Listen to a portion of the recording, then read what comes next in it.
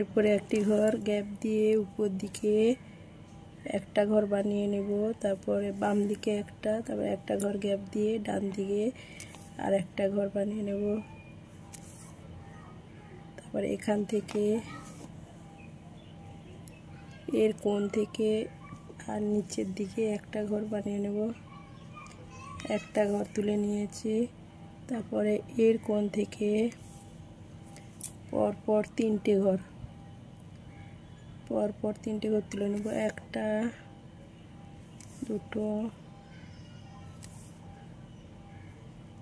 তিনটে। তো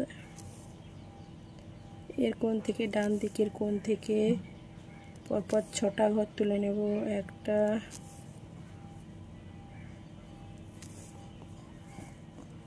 দুটো, একটা ঘর গ্যাপ দিয়ে এদিকে একটা ঘর তুলে নিয়েছে। তাই এখান থেকে এরপরে আরো 4টি ঘর, একটা, দুটো,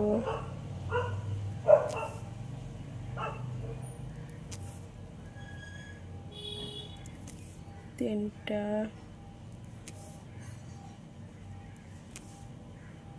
1 2 3 4 5 6, 6টা ঘর তুলে নিয়েছি।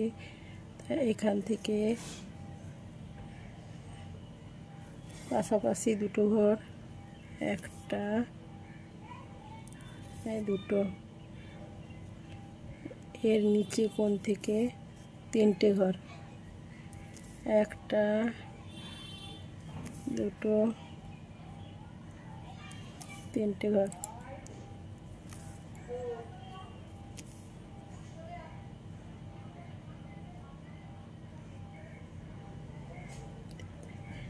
এখান থেকে এর কোণ থেকে দুটো ঘর,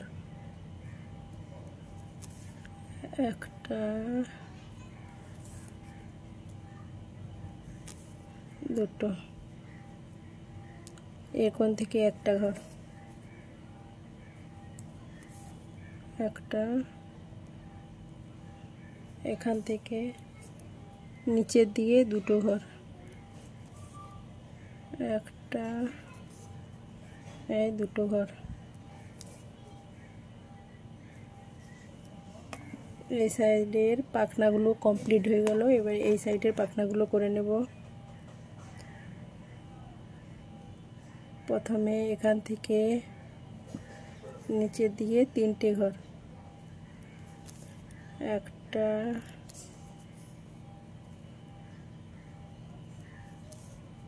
দুটো,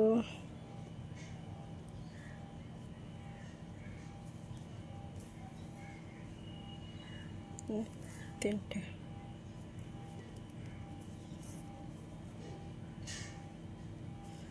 সেম একই রকমভাবে এদিকের পাখনা দুটো বানিয়ে নেব, ডানাগুলো বানিয়ে নেব। প্রজাপতির ডিজাইনটা ঠিক কেমন হয়েছে বন্ধুরা আপনারা কমেন্ট করে জানাবেন। ভালো লাগলে একটা সাবস্ক্রাইব করবেন।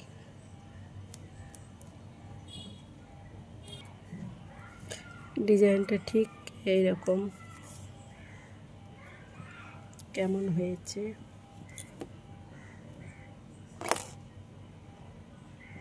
সবাইকে ধন্যবাদ।